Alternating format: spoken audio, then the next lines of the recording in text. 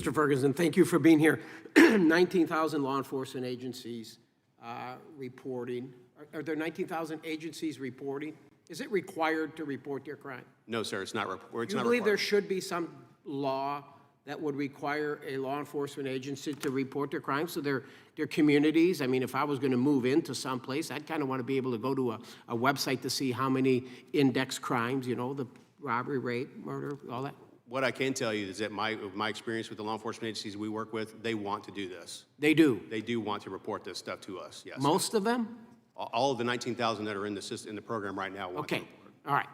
If I was the mayor of Chicago or New York over the past couple of years, you think I would really be willing to release all that information to the FBI so the American people can see an increase of crime? I'm not certain the process that would be followed for the mayor to stop the reporting of uniform crime reporting to the FBI. Well, if there's no teeth behind it, if New York City, Chicago, and LA, big cities, you talk about, what is it, 78% participation rate? When you have those three big cities with the millions of people in it, they didn't report in 2021. So how in the hell would anybody, even on the city council, or anybody in that community even know, do we have enough police? Also in the UCR in Nibbles, I'm a little experienced with this because I was a sheriff, but it also shows the solve rates of the crimes.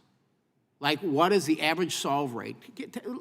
Explain to people, what's the average solve rate on a burglary in the United States of America? I don't have the numbers. Oh, it's less than 10%. We don't solve too many of them. But the point I'm making, this is good information for the American people to have at their disposal as it relates to whether they want to move into a certain community within a certain state. And why would New York, I'll tell you why would Chicago, LA, and New York City not want to report their crime? Because it's bad. It's bad news. Politics gets involved. And if you don't have to report it, why should I? I wouldn't report it. I think this committee should look at it and say maybe we should require. Because if you don't report it, you're hiding something. Because I loved reporting my crime in the UCR because we solved more crime than anybody. And it was something for me to motivate my personnel with, and being an elected sheriff, I was sharing with people. We solve more crime and have less crime than all the surrounding counties. It was good news to share. But if you're one of those municipalities where crime is out of control, and we've seen it in these large cities, Chicago, LA, New York, you're not going to want to report it. Do you believe that we should withhold any type of grant funding? UASI grant funding, all of it, from municipalities that refuse to report? So while it would be improper for me to talk about withholding funding, what I can say is that the law enforcement agencies that report, we are at almost 85% of law enforcement agencies that are reporting, covering 94% of the population. Okay. Have you ever changed a report? Has a large agency or any one of the agencies ever called you up one day and said, hey, buddy, you reported this, but we sent you that? Not to my knowledge, no. Okay, here's one. Baltimore reported. Now, you would think the city of Baltimore would know how many homicides they have. I mean, come on. I mean, pretty simple. Part one, you know, index crime. They reported 262 murders in 2023, and you reported they only had 225. How does that happen? I'll have to look into that. Yeah, that's a problem. But you wonder why your agency's not trusted, why the FBI needs to have a completely overhauled. The Milwaukee Police Department reported a 7% increase in robberies, but the FBI showed a 13% decrease.